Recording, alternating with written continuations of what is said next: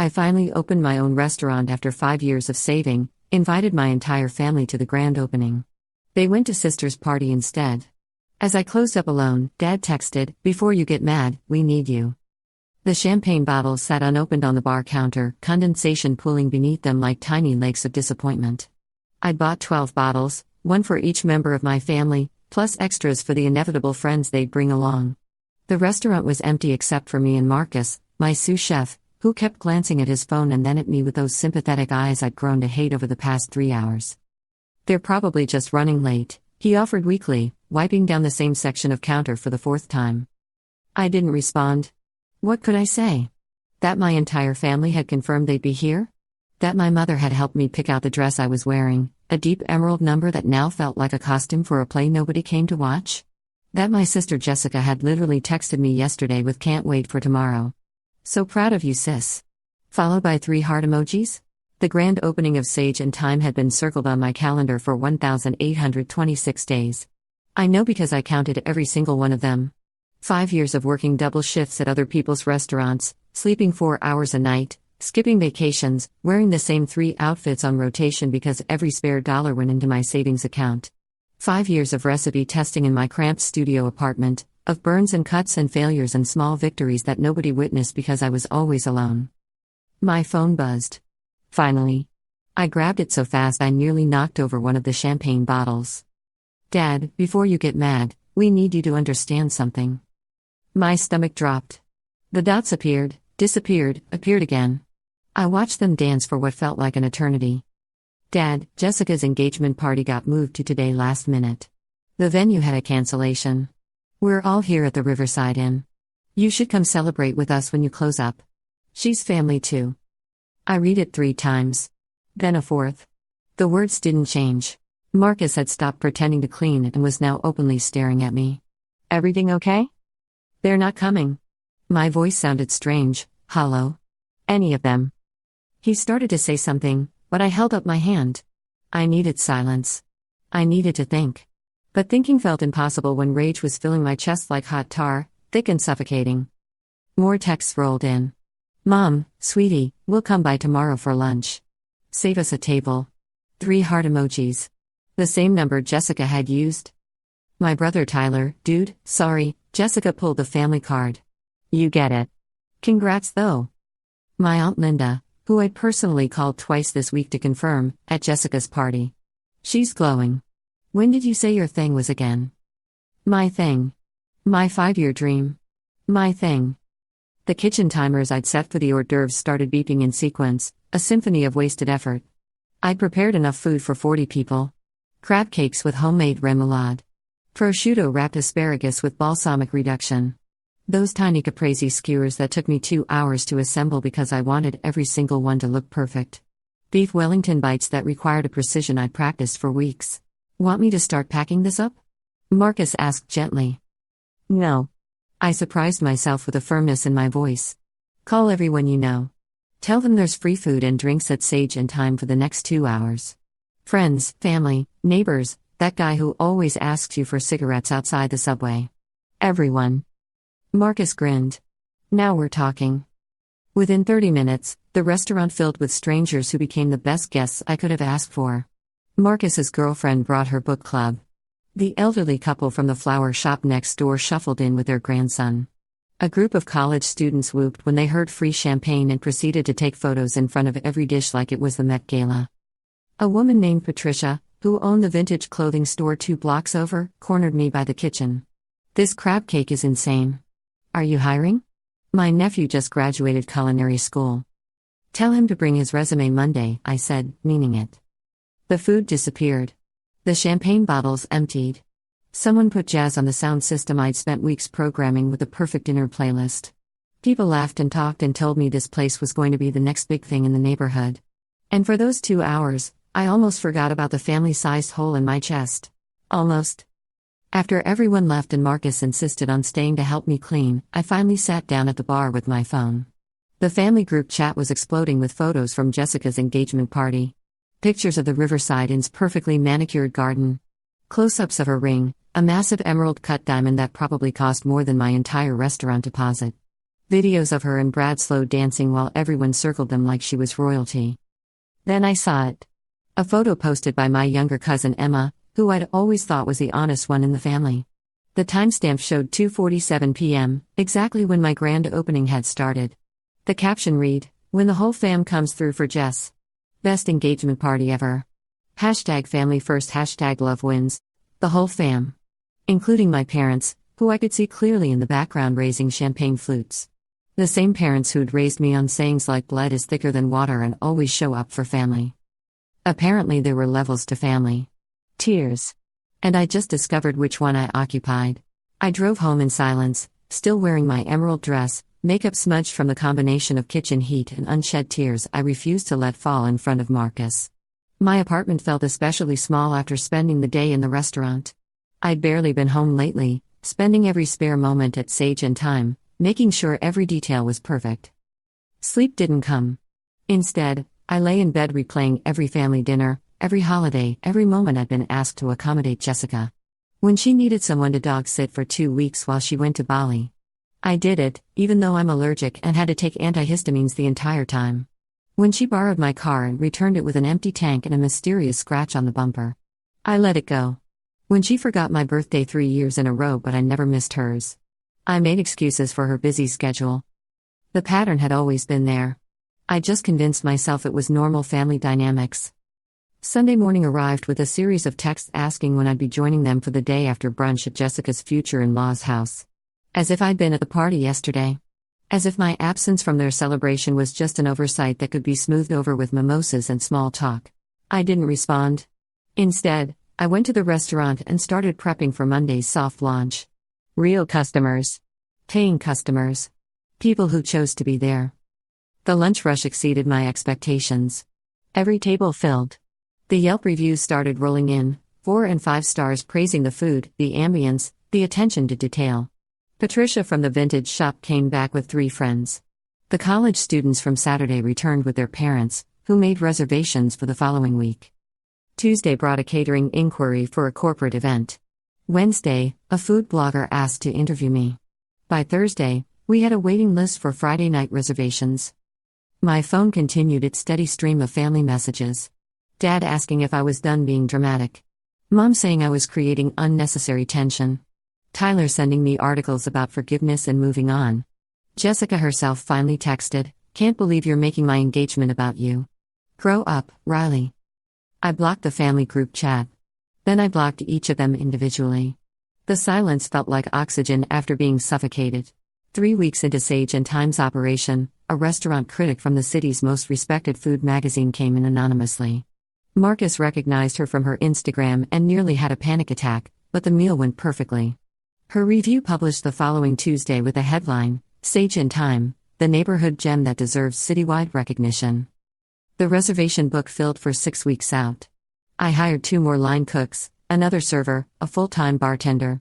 The profit margins looked healthy.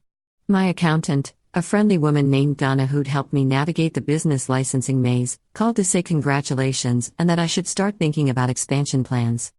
Expansion plans. A month ago, I'd been hoping just to survive the first quarter. My phone rang one evening while I was doing inventory in the walk-in cooler. Unknown number. I almost didn't answer, but something made me pick up. "Riley? It's Brad. Jessica's fiancé." I didn't respond, just waited. "Look, I know things are weird with your family right now, but Jessica really wants you at the wedding. She's been crying about it all week. Can you guys just talk? Did she ask you to call me?" A pause. "She doesn't know I'm calling. But I see how upset she gets. You're her sister. Tell Jessica if she wants to talk to me, she knows how to use a phone. And she also knows where my restaurant is. I'm here 6 days a week." I hung up. The wedding invitation arrived via certified mail 2 days later, like they were worried I'd claim I never got it. A formal cream envelope with calligraphy so elaborate I could barely read my own name. The wedding was scheduled for 3 months out at some vineyard in Napa Valley. The invitation included a separate card indicating I'd been assigned a seat at table 17, which I knew from Jessica's previous wedding planning discussions was where they put obligation invites distant cousins and parents' work colleagues. Her maid of honor was her college roommate. Her bridesmaids were her sorority sisters. Not one spot for the sister who'd shared a bedroom with her for 16 years. I RSVP'd no and returned the card without a personal note. Mom called from Dad's phone, probably assuming I wouldn't pick up from her number. I answered on speaker while plating a special for table 6. Riley Elizabeth Morrison, what is wrong with you? Her voice was shrill, strained. You're declining your own sister's wedding? I have a restaurant to run. For one day you can't close? Why would I close my business to attend an event for people who couldn't spare 3 hours for mine? Silence. Then, that's different. Jessica's engagement party was last minute. You know that. It was scheduled 3 weeks in advance. I saw the venue contract date on Facebook. Jessica just didn't bother telling anyone until the day of because she knew if she gave notice, some people might choose my event instead. More silence. The sound of muffled conversation. She was covering the phone, talking to Dad. Your father wants to talk to you. I don't want to talk to him. Riley. I hung up and blocked Dad's number too. The thing about cutting out your entire family is that it leaves a lot of empty space in your life. Space I filled with the restaurant, with perfecting new menu items, with building relationships with my staff and regular customers. Marcus became not just my sous chef but a genuine friend. His girlfriend Tanya started helping with social media marketing. The college students, whose names I learned were David, Sophie, and Martinez, came in every Friday and brought different friend groups each time. Patricia introduced me to her book club, and suddenly I had a standing monthly reservation for 12 women who drank wine and debated literature and always ordered dessert. They adopted me, in a way. Asked about my life, celebrated when we got good reviews, brought me flowers when I mentioned offhand that I'd always loved peonies but never bought them for myself. These people, these strangers who became constants, showed up more than my family ever had. 2 months after opening, I received an email from a television production company. They were casting for a new cooking competition show and someone had nominated me. Would I be interested in a preliminary interview? I took the call during my day off, sitting in my apartment which I'd finally had time to decorate properly. The producer, a fast-talking woman named Angela, explained the show concept, established chefs competing in challenges based on their restaurant specialties. Your story is compelling, she said. Self-made restaurateur, critical success, strong local following. The network loves a good underdog narrative. I'm not really an underdog anymore. Even better. You're proof that hard work pays off.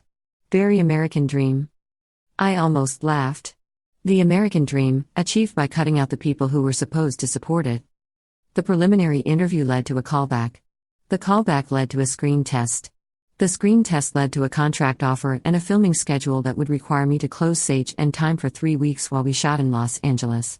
Marcus agreed to manage the restaurant while I was gone. Tanya would handle the social media updates. I'd prep as much as I could in advance, and we'd run a limited menu focusing on dishes my line cooks had mastered. The day before I flew out, my phone buzzed with a message from a number I didn't recognize. Riley, it's Emma. I know you blocked everyone but I got a new phone. Please don't block this one. I need to tell you something. I stared at it for a long moment, then typed, what? Mom and Dad are telling everyone you had a breakdown and cut off the family because you couldn't handle Jessica's success. They're saying you need professional help. Jessica's going along with it. I thought you should know. The audacity shouldn't have surprised me, but it did. A breakdown. Of course. It couldn't be that they'd showed their true priorities. It had to be that something was wrong with me. Thanks for telling me, I replied. But I'm fine. Better than fine, actually. I know. I follow your restaurant on Instagram. It looks amazing. I'm sorry I didn't come to the opening. I should have chosen differently. You were 17. Don't apologize for other people's choices. I'm 18 now. Old enough to make my own decisions. Can I come visit sometime? I want to try the food. I sent her the reservation link. Emma came in the following Saturday with her girlfriend, a soft-spoken art student named Veronica. They ordered half the menu, took pictures of everything, and Emma cried a little when she tasted the braised short ribs because, she said, they reminded her of Sunday dinners before everything got complicated. Do you miss them? She asked, pushing her fork through the polenta. I considered the question honestly. I miss the idea of them. The family I thought I had. But the reality? No. I don't miss being an afterthought. I don't miss adjusting my expectations downward every time they proved who they were. I don't miss performing gratitude for the bare minimum. Veronica, who'd been quiet most of the meal, spoke up. My therapist says sometimes the most radical thing we can do is refuse to accept unacceptable behavior, even from family. Especially from family. Smart therapist, I said. The weeks that followed brought an unexpected rhythm to my life. Mornings started at 4:30, arriving at Sage in time before the sun rose to receive deliveries and prep for the day. There was something meditative about chopping vegetables in the quiet kitchen, the only sounds being my knife against the cutting board and the hum of the industrial refrigerators. No family drama. No text messages asking me to explain my feelings or justify my boundaries. Just me, my ingredients, and the work I loved. My Instagram following had grown to 15,000 followers, mostly food enthusiasts and locals who'd become invested in the restaurant's success. I posted daily, behind-the-scenes shots of new dishes, staff moments, the occasional sunset photo from the kitchen window. The engagement was genuine, people asking questions about techniques and ingredients, sharing their own experiences at the restaurant. Then Tyler found my account. My brother, who I hadn't spoken to since blocking everyone, started leaving comments on every post. Not apologetic ones. Not supportive ones. Passive-aggressive observations like "looks great. Wish family could have been part of this journey. And mom would love this dish if you ever let her try it." Each comment got a few likes from relatives I'd forgotten were still watching from the sidelines. I deleted them and blocked him there too. Marcus noticed my jaw clenching while scrolling through my phone one afternoon. "Family?" he guessed. Tyler's discovered social media stalking. I set my phone down harder than necessary. It's like they can't just let me exist in peace. They need me to know they're watching, judging, waiting for me to fail or come crawling back. "You could make the account private." Why should I hide my success because they can't handle it? The frustration bubbled up sharp and hot. This is my space. My accomplishment. They don't get to colonize this too. Tanya overheard from where she was updating the reservation system. "Want me to handle your social media? I can filter comments, block accounts. You focus on cooking, let me deal with the digital nonsense." It was a perfect solution. Within days, the comments section became a drama-free zone again. Tanya had a gift for witty, professional responses to genuine questions and a ruthless efficiency at removing anything that smelled like family manipulation. The Food Critics Review brought not just customers but also attention from culinary schools. Johnson and Wales wanted to know if I'd speak to their graduating class about entrepreneurship. The International Culinary Center invited me to do a demonstration. These were opportunities I'd fantasized about during those 5 years of saving, working myself to exhaustion in other people's kitchens while dreaming of my own. The first speaking engagement terrified me more than opening night had. 40 culinary students stared at me expectantly while I stood at a podium with note cards I'd rewritten 6 times. I'd planned to talk about business planning and menu development. Instead, I found myself being brutally honest. The hardest part of opening Sage in time wasn't the finances or the permits or the long hours, I told them. It was accepting that the people I expected to celebrate with me weren't going to show up. And then learning that was okay. That success tastes just as sweet, maybe sweeter, when it's earned on your own terms and shared with people who genuinely want to be there. The applause felt different than the polite clapping I'd anticipated. Several students approached me afterward with their own stories of family members who didn't understand their culinary ambitions, parents who wanted them to choose real careers, siblings who mocked their passion. I gave them my card and meant it when I said to stay in touch. One student, a quiet girl named Ashley with precise knife skills I'd noticed during the demonstration, asked if I was hiring. She graduated in 3 weeks and wanted to work somewhere that valued dedication over connections. "Send me your resume," I said. "And a list of 3 dishes you're most proud of making." She started the following month and became one of my most reliable prep cooks, arriving early and staying late, asking questions that showed she was thinking beyond just following recipes. The show filmed in October. 3 weeks of intense competition, early call times, challenges designed to push us to our breaking points. I made it to the final 4 before being eliminated in a dessert round, my weakest category, which I'd been upfront about from the start. Marcus had stepped up beautifully back home, running Sage and Time with the precision of a military operation. He'd call me every night after service to update me on covers, any issues, staff performance. Ashley had apparently thrived under the pressure, taking on more responsibility and proving she could handle the line during rush. When I finally returned, exhausted but energized, the restaurant had not only survived my absence but had maintained its stellar reputation. But the exposure from the show was incredible. The episodes aired in January, And suddenly Sage and Thyme wasn't just a neighborhood gem but a destination restaurant. Food tourists came from across the state. The waiting list stretched to 3 months. I had to hire more staff and implement a reservation lottery system. A restaurant group from San Francisco reached out about franchising opportunities. A publisher asked if I'd be interested in writing a cookbook. 2 different investors wanted to discuss opening a second location. The success felt surreal and also perfectly logical, the natural result of years of work finally being recognized. Jessica's wedding came and went. I saw photos on social media from people I hadn't blocked, distant relatives, family friends. It looked beautiful. The vineyard was stunning, the flowers were perfect, Jessica was radiant in a dress that probably cost more than my commercial oven. I felt nothing looking at the pictures. Not anger, not sadness, not even satisfaction at having missed it. Just a distant acknowledgement that this was a thing that had happened to people I used to know. What I didn't expect was the aftermath.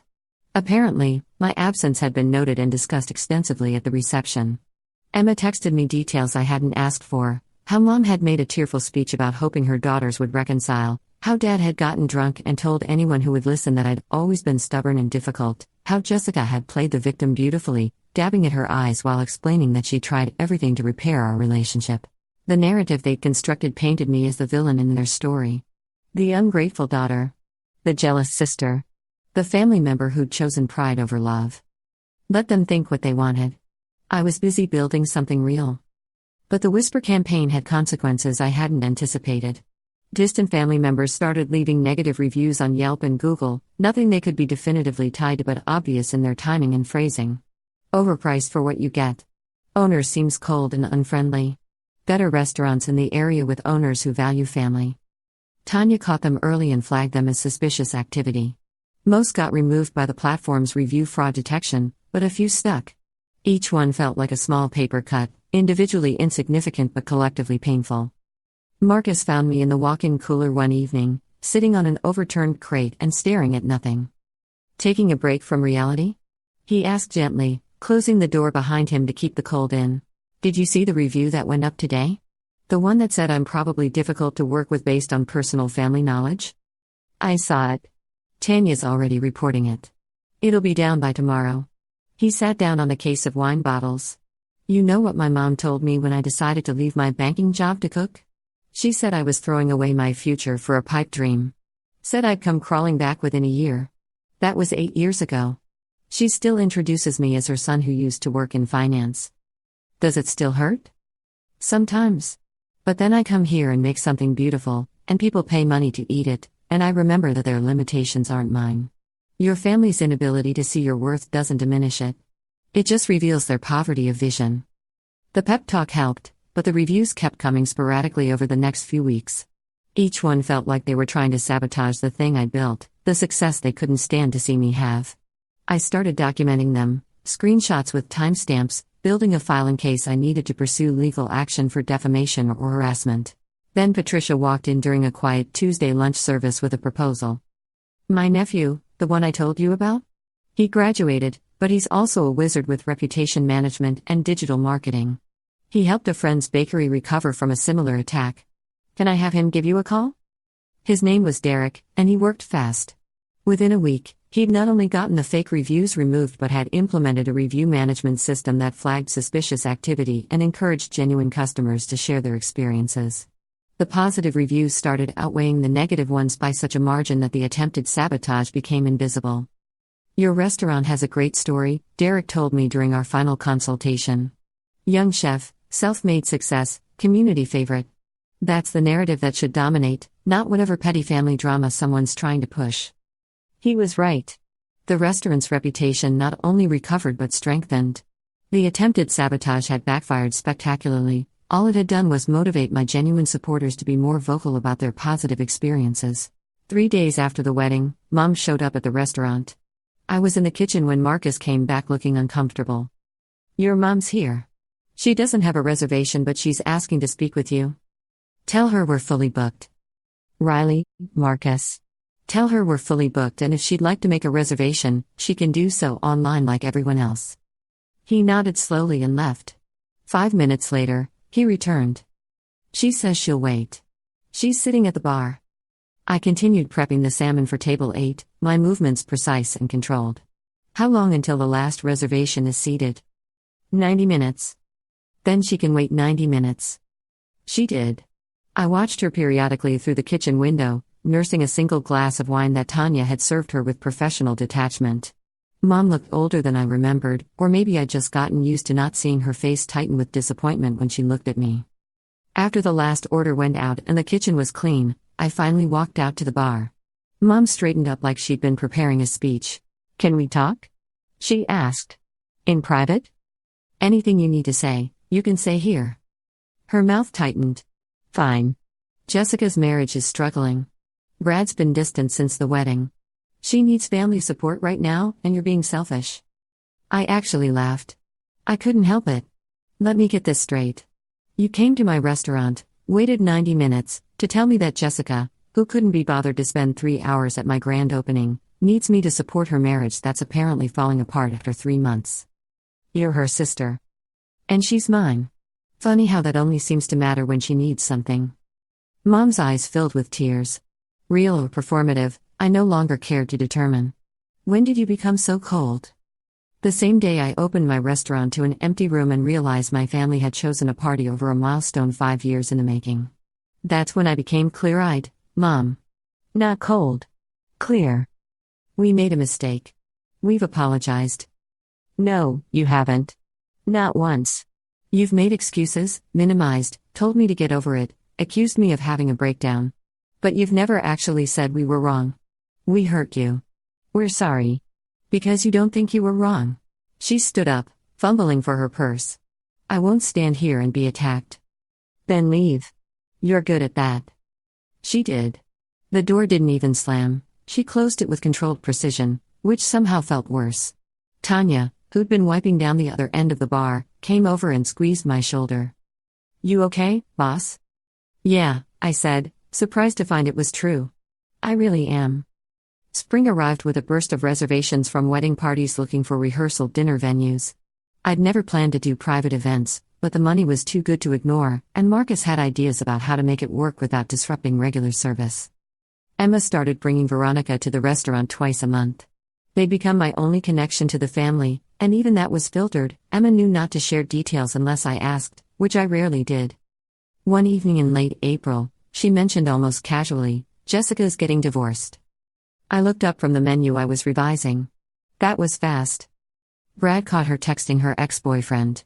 Apparently it had been going on since before the engagement. "He moved out last week." "I'm sorry to hear that," I said automatically. "Are you?" I thought about it. I'm sorry anyone has to go through a divorce. But I'm not sorry for Jessica specifically, if that's what you're asking. She made her choices. Mom thinks you should reach out. Be the bigger person. Mom can think whatever she wants. Emma grinned. That's what I told her you'd say. Veronica owes me $20. The summer brought a James Beard Foundation nomination for Best New Restaurant. I didn't win, but being nominated felt like validation from the culinary world that what I built mattered. Marcus and I attended the ceremony in Chicago, and the entire staff threw a party at the restaurant when we got back. We were profitable. We were respected. We were happy. That's when Dad showed up. Unlike Mom, he didn't wait at the bar. He walked straight into the kitchen during the Friday dinner rush, despite Marcus trying to stop him, and planted himself in my line of sight while I was plating a duck breast. "We need to talk," he announced. "I'm working. Make a reservation." I didn't look up, focused on getting the presentation perfect. "This can't wait. Your mother's in the hospital." My hands stilled. "What happened?" "Stress-induced heart palpitations. The doctor says she needs to reduce stress in her life. This situation with you is killing her, Riley." I set down my tweezers and met his eyes. If Mom is having health issues, she should see her doctor and follow their recommendations. What she shouldn't do is use her health to manipulate me into accepting unacceptable behavior from this family. Your sister's marriage fell apart. Your mother is sick. Don't you have any compassion? I have plenty of compassion. What I don't have is any obligation to set myself on fire to keep people warm who wouldn't walk across the street to help me put out the flames. That's not fair. You're in my kitchen during a dinner rush. You need to leave. Not until we settle this. I turned to Marcus. Call the police and tell them we have a trespasser who's refusing to leave private property. Dad's face went purple. I'm your father. And I'm asking you to leave my restaurant. Those two facts don't contradict each other.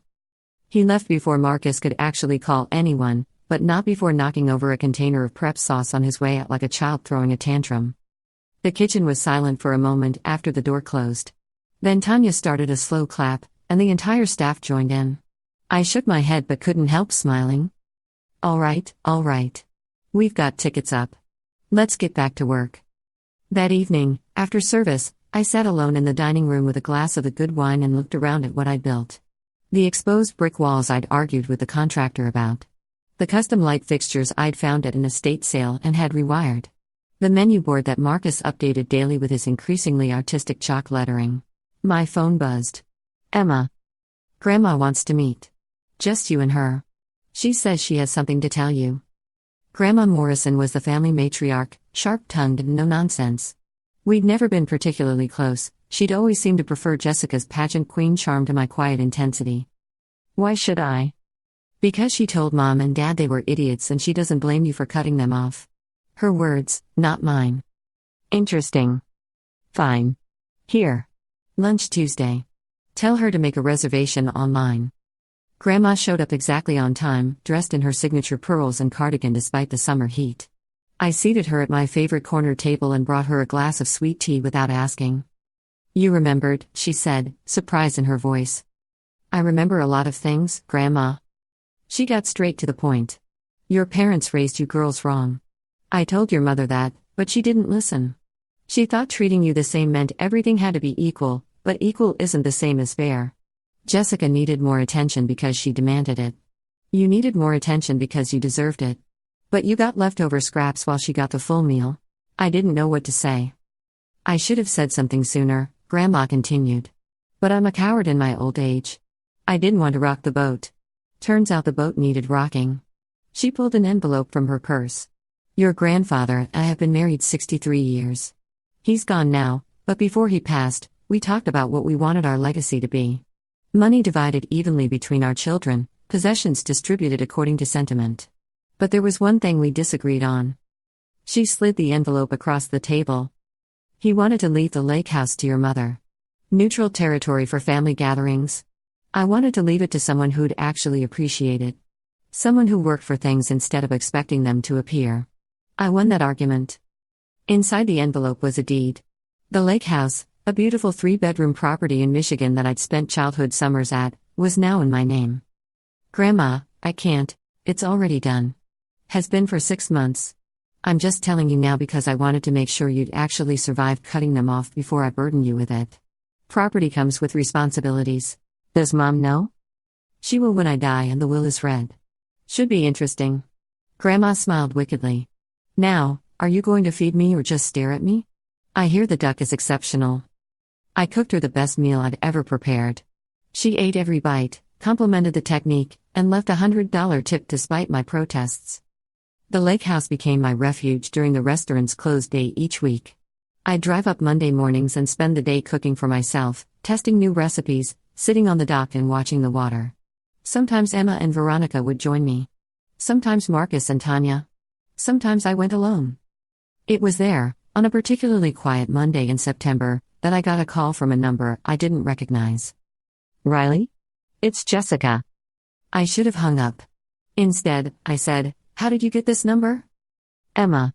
Look, I know you don't want to talk to me, but I need to say something and then I'll leave you alone. I was jealous. Of you. Your whole life. You were the smart one, the talented one, the one who didn't need constant validation. And instead of dealing with my insecurity, I made sure you always came second. The engagement party thing, I knew when your restaurant was opening. I moved my party to that day on purpose because I couldn't stand the idea of you succeeding without me being the center of attention. I processed this in silence. I don't expect forgiveness, she continued. I don't even deserve a response. But I needed you to know that it was never about you not being good enough. You were always better than me, and I hated it. Jessica, don't. Please. I've said what I needed to say. Congratulations on everything. You earned it. She hung up before I could formulate a response. I sat on the dock for a long time after that call, watching the sun set over the water. The admission didn't change anything, the hurt was still there, the pattern of behavior still real. But it did provide something I hadn't expected: closure. Understanding that her actions came from her own brokenness didn't excuse them, but it did free me from wondering what I'd done wrong. The answer was nothing. I'd done nothing wrong except exist as myself in a family that couldn't handle two daughters with different needs. That fall, the San Francisco restaurant group came back with an offer I couldn't refuse. They wanted to open 3 Sage and Time locations in California, San Francisco, Los Angeles, and San Diego. I'd maintain creative control, they'd handle the business operations, and I'd split the profits. Marcus would run the original location. I'd oversee the new ones and split my time between cities. It was ambitious and terrifying and exactly what I wanted. The expansion announcement made local news. The restaurant filled with regulars wanting to congratulate me, journalists wanting quotes, investors wanting meetings. Patricia's book club threw me a surprise party. Emma cried happy tears and said Veronica's parents wanted to invest. My phone stayed silent from the family I'd left behind, and I was grateful. They'd made their choice. I'd made mine. The silence was its own kind of peace. Opening night of the San Francisco location, I stood in a kitchen 3 times the size of my original restaurant and felt the same mixture of terror and exhilaration I'd felt 2 years ago. Marcus had flown out for it, along with Tanya, Patricia, and half my regular customers who'd decided to make a vacation out of it. The dining room filled with strangers who'd become something more, the chosen family I'd built from shared meals and genuine support. These were the people who showed up. Who celebrated my success without resentment. Who proved that blood connections meant nothing compared to chosen ones. As service began and the kitchen roared to life, I thought about that empty restaurant on opening day. The unopened champagne. The unanswered texts. The crushing realization that I'd been auditioning for love my entire life and still hadn't gotten the part. But I'd been auditioning for the wrong audience. These people, my staff, my regulars, my chosen family, they'd shown up without being asked. They'd celebrated without reservations. They'd proven that the family you build can be stronger than the one you're born into. And standing in that kitchen, calling out orders and watching my team move in perfect synchronization, I realized something profound. I'd spent 5 years saving money to open a restaurant, but I'd spent a lifetime saving myself for people who were never going to value me. The grand opening I dreamed of hadn't happened the way I'd planned. It had happened better. Because it had been filled with people who chose to be there, who celebrated because they wanted to, not because they felt obligated. The champagne I bought for that first opening had eventually been shared with customers who became friends. The family-sized hole had been filled with something more substantial than blood relation, genuine connection earned through showing up, consistently and without conditions. My phone buzzed. Emma, sending photos from the original Sage and Times packed dining room. The caption read, "We're holding down the fort. Go kill it." I smiled and got back to work. This was my family now. The one I'd chosen. The one that chose me back. And we were just getting started.